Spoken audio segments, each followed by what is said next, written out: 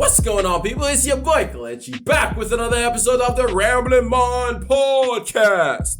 How are each and every single one of y'all doing today? I hope y'all are staying safe. I hope y'all are taking care of yourselves. I hope y'all are doing all the things you know you ought to do during these times, my friends. So last week we talked about habits that have completely changed my mind. And if you missed that episode, here's the quick TLDR. These are the 5 habits that have completely changed my life. One was getting rest/sleeping. The other one was starting my day with prayer and studying the Bible. The third one was turning off notifications on my phone except for text messages and phone calls or important notifications. Turning off all my social media notifications because those were just too distracting. The fourth one was working out/eating the right types of food. And then the fifth one was not putting things off. As somebody once told me, why put off what can be done today till tomorrow? Tomorrow has its own troubles. And in each one of those habits, I talked through it, but I didn't specify how I was able to develop those habits. And so today, I'm going to be talking about how to create habits, especially as a lot of us have different goals that we want to accomplish in this year, whether it's resolutions, whatever it is. There's things that we want to accomplish, whether it's saving more money, paying off our debts, getting healthy, all these different things that we want to accomplish this year. For a lot of it is going to require us to have new habits. And so I wanted to share a framework that I'm still working through it, but I think it's like the general framework of how habits are created. Some of these things I did unknowingly.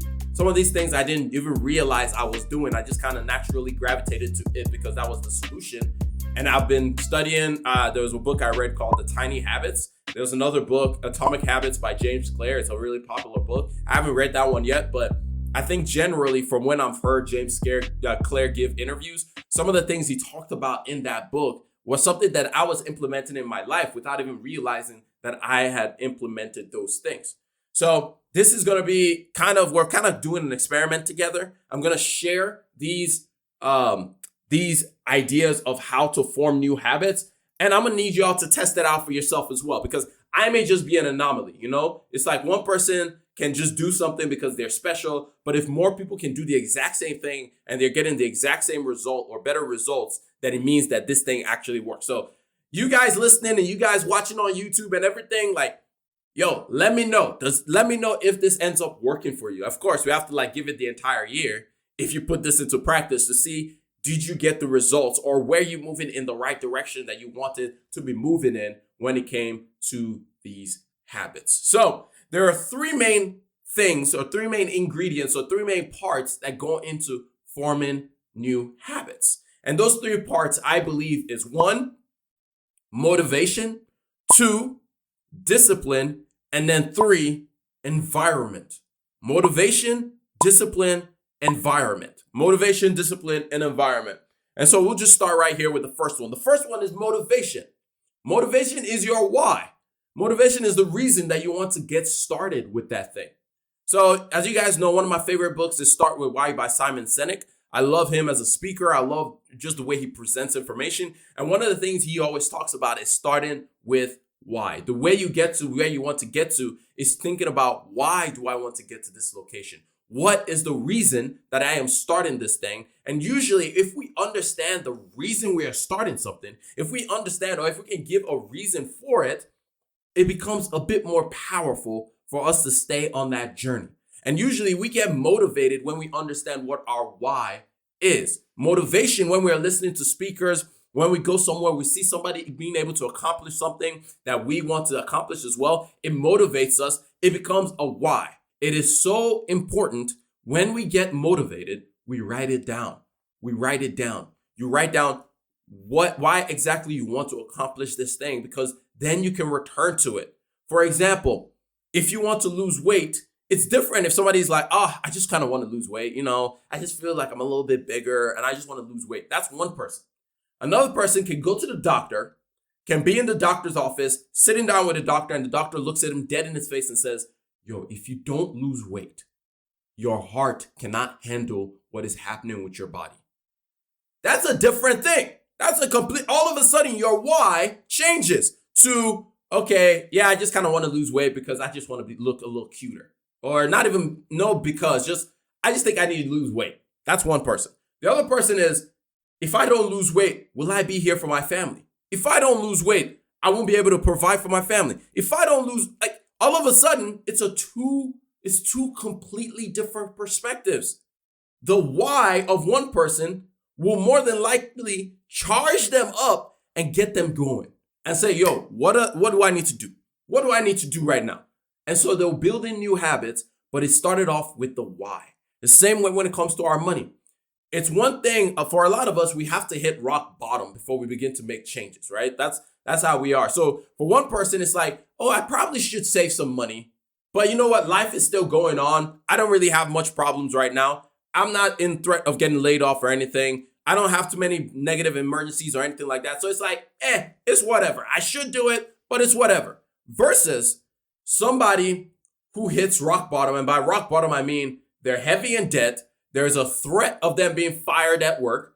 We have all the fears of a recession going on everywhere. They're scared as to how will I move forward if I lose my job. The motivation is different. All of a sudden, the why of one person is going to get them charged all the way up to say, you know what? Let me save some more money. Let me make sure that I'm taking the skill sets that I need to make myself more marketable in the market. Let me make sure that I'm doing all the things. Let me make that budget that people are always telling me to make. Let me make sure I'm tracking my expenses. Let me make sure I'm paying attention to how I'm spending my money. The motivation is completely different. And this is why we start with the why. This is why we start with the why, because when you flesh out the why of what you want to accomplish, it changes you. It gets you going. It changes how you think about different situations. And it doesn't always have to be a negative thing. It doesn't have to be a negative thing. For example, if you're trying to save money because you want to go on a vacation and you want to enjoy yourself in Portugal on the whatever in Portugal, and you just want to go out there, eat the food, be part of that culture, all that good stuff, great. Write it down. Be like, I am saving money to travel so I can go to Portugal and enjoy the culture. And then you write down like, what is the foods and the foods that you want to eat when you're there, the sights that you want to see while you're there. All of these things that you're writing down, as you write it down, it helps you develop the motivation. It gets you excited, ecstatic to push for it. It's the same way if you're saving for a wedding. All of a sudden, it's like, yes, I am saving this money. I'm making these sacrifices because I know I want to get to this end destination of having the wedding that I want. Or if you want to buy a new car, you say, yo, this car that I have right now is about to break down. So I am sacrificing all of these other things because I want to save to make sure that I get the car that I want. Or all of these different things, you write it down. You start with your why. But here's the thing. Motivation gets you started, but discipline keeps you going.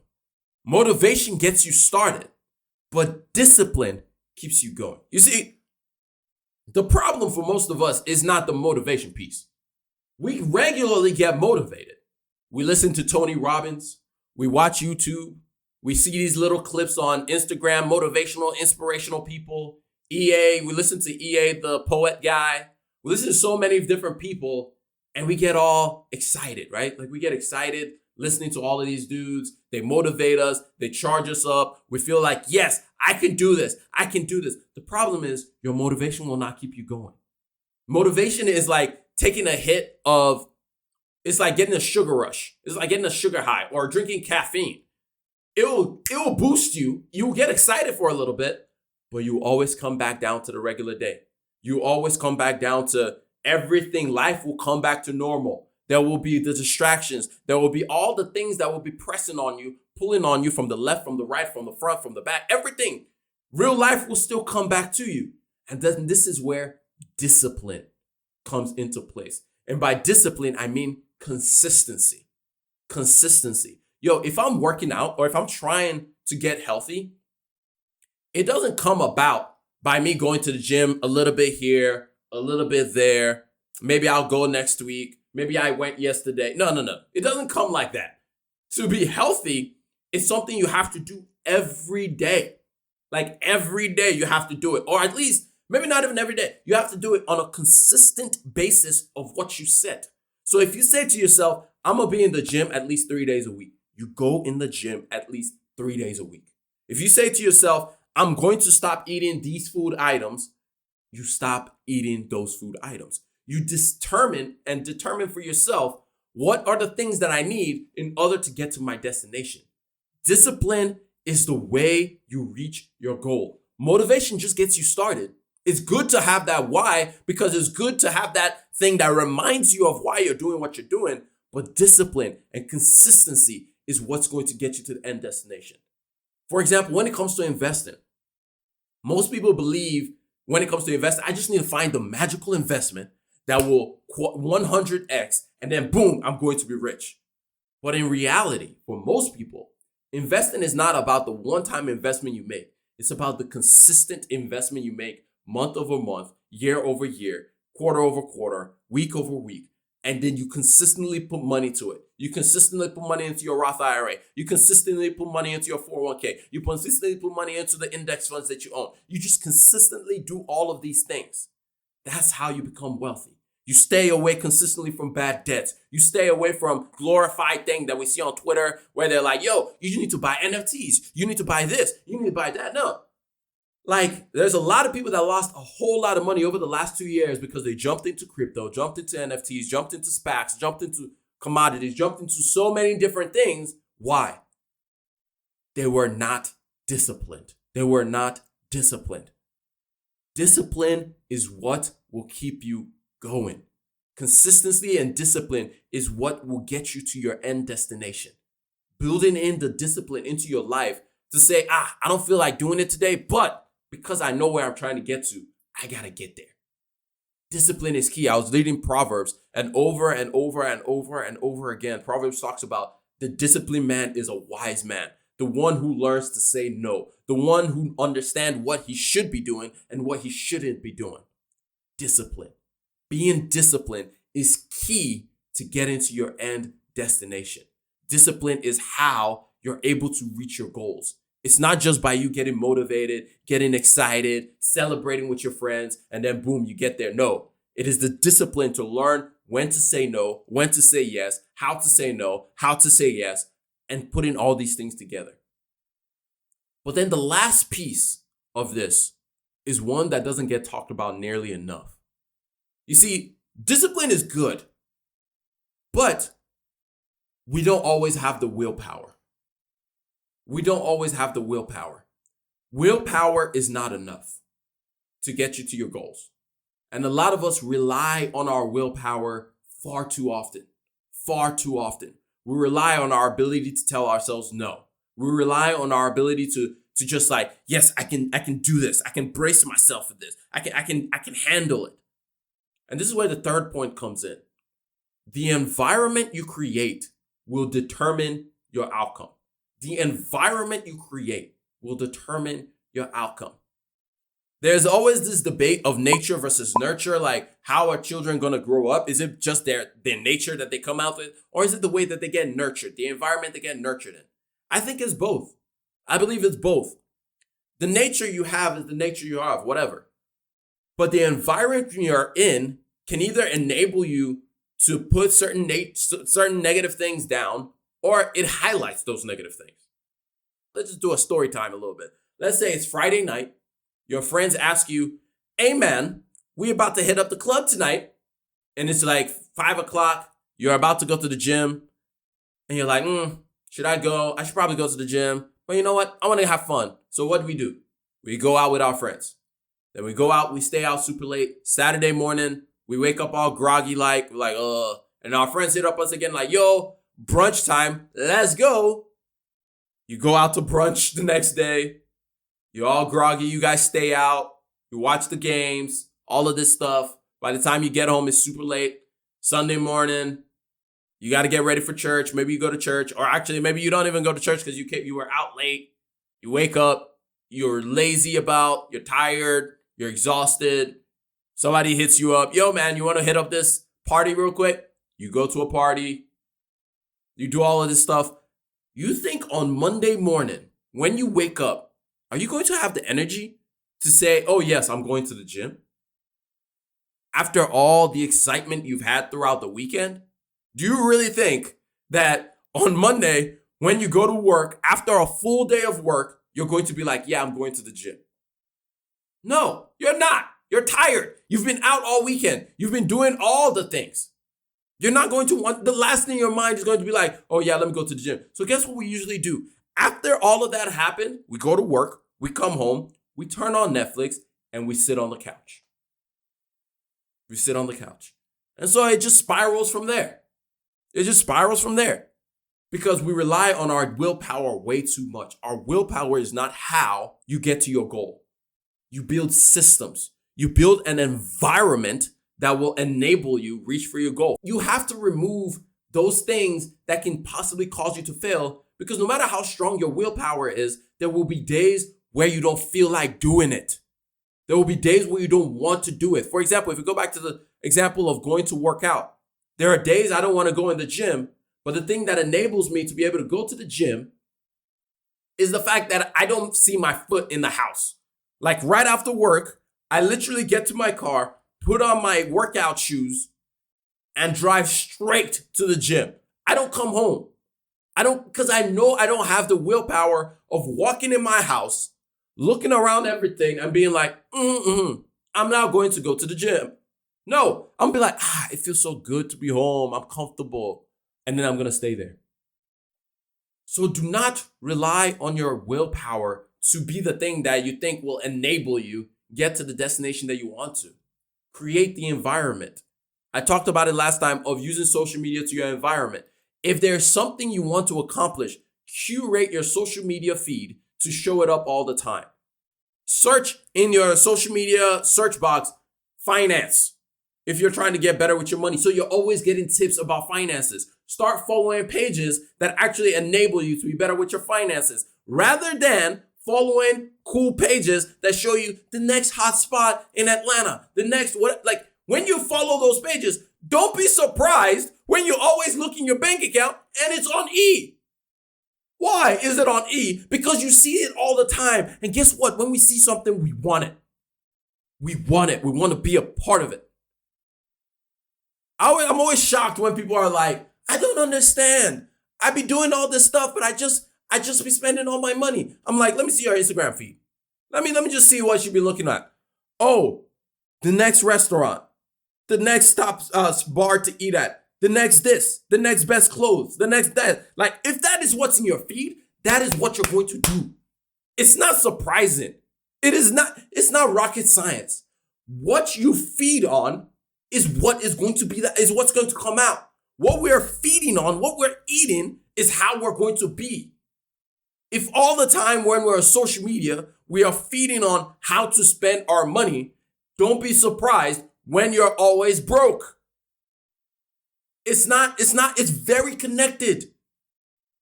This is why I'm so big on curating, whether it's Instagram, whether it's YouTube, whether it's TikTok, whatever it is, curate it. Make it be a strength, not a weakness for you.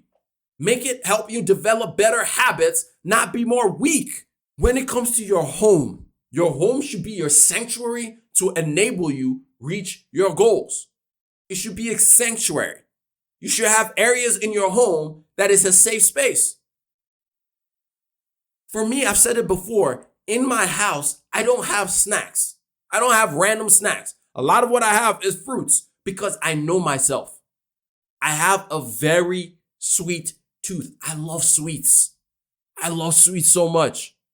So I know if I buy a bag of gummy worms, it's going to get eaten. I don't have the willpower to look at the gummy worms, look at myself and be like, Kelechi, be strong. Yes, we got this. Don't worry. I got it right now. No, eventually that thing's going to get eaten. I'm going to eat it. It doesn't matter how strong I am. Eventually, I will devour that thing.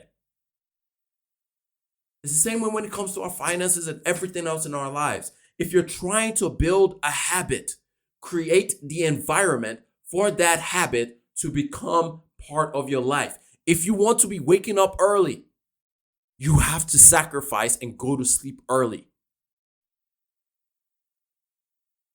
You have to create the environment for your success. And that comes down to not just the things that we do for ourselves, but also our friends. The old saying is true. No matter how much we may want to run away from it, we are the average of our 5 closest friends. Because what they speak into you, you will do. So environment is not just the environment of where you are, it's also the environment of who you are around. So if you're around people who want to go out all the time and you're out here talking about, I want to save more money, stop lying to yourself. It won't happen. Because they're always going to ask you to do this, to do that, to do this, to do that. Curate the environment for your success. I'm not saying you shouldn't be friends with everybody. I'm just saying maybe you limit how much you interact with some people. Maybe you limit what it is that maybe, and here's a random idea. Maybe whenever your friends say, yo, I want to go hang out at this spot, you say, yo, can we just go to my crib and can we just hang out there and not have to do much? If you know you're trying to save money, but if you go out, you're definitely going to spend some money. Find alternatives. Create the environment. I'm not saying not to be friends with your friends. Be the cause of a change in the environments you guys hang out in. Be the one that speaks up and says, guys, can we not do that this week? Can we switch it up? Rather than going out, why don't we just actually spend some time in the house and play some games and talk about life and talk about goals and talk about future and talk about this, talk about that. Hanging out doesn't have to be we are going to party somewhere. It can be as simple as, yo, man, I'm trying to learn how to cook. Y'all want to come through and learn with me? Curate the environment that will breed your success. Figure out what those environments are and then create it for yourself. These are the 3 keys to get you to form the habits that will reach the goals that you want to reach. Motivation. This is your why, the thing that will get you started and then will reignite you when things are running low. Discipline. This is how consistency, this is how you actually get to your goal. It's not enough to get motivated. Motivation gets you started, but it does not keep you going. Discipline is what is going to keep you going. And then finally, the environment you create for yourself. The environment you create for yourself. This is what will enable you to stay disciplined. The environment you create, the default because the less decisions we have to make, I like to talk about this, the better off we are. If it's an automatic thing for you that every time you're coming home from work, it's automatic that you just start driving to the gym. You don't even realize you're driving to the gym, but you do. That is the best place to be in because then you don't have to make a decision. There's no decision. The decision has already been made. If I'm trying to save money and I already put my plan in place, I've created my environment, I've removed the money from my checking account, I've put the money where it needs to be. Guess what? When my friends ask me to go out, I'm going to look at my account and say, oh, I'm on E. Sorry, I don't have money. I am broke. Because you've created the environment for your success. And then it's not that hard anymore when your friends ask you to do something, when you feel FOMO. Because you're like, I know what my goals are, and I've created the environment to be able to enable me to answer in my stead. So I don't have to answer. Because as I've said before, the best way to manage your money is to automate all the things. The less you have to think about it, the better. Automate all the things. So curate your social media feeds. Turn off notifications that are distracting. This environment piece is so important, and it's one that most people never hear about. Create the environment that will enable you to succeed. Create the environment that will enable you to be successful on this journey of life. But anyway, that's all I got for y'all. I hope y'all learned 1, maybe 2 things out of this entire thing. And if you did, share this podcast with one person that you love, one person that you hate, and one person you're just kind of about. And by that time, you just shared it with every single person that you know. Well, it's been your boy Kelechi. I'm going to hit you all up on the next one. Remember, generosity is always greater than greed. God bless each and every single one of y'all. And I'm out. Peace. Whoosh.